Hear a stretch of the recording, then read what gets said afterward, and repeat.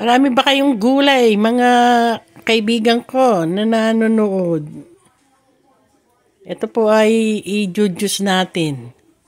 Maganda sa ating katawan. Bago matulog at before breakfast. Ayan po ang aking i-juice.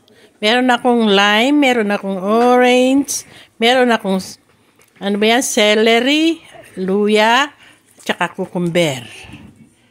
Ayan. Naku po.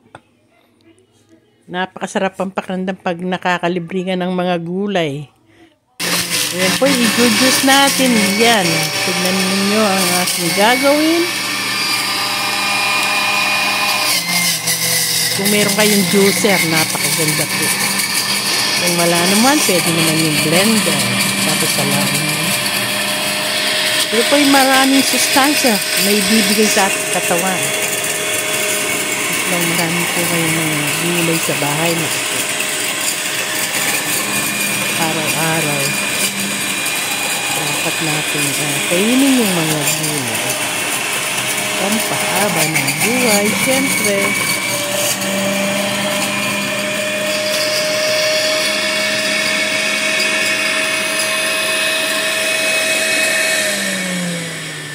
Pasensya na po kayo sa ingay ng aking juicer. Ayan, ang aking nagawang juice. Ayan.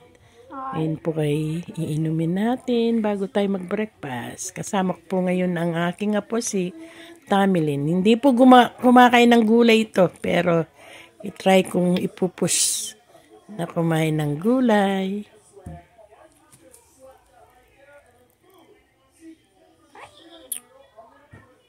Okay, ayan. Tapos na po ang aking pagbablog. Thank you so much. Have a nice day. God bless. Yummy.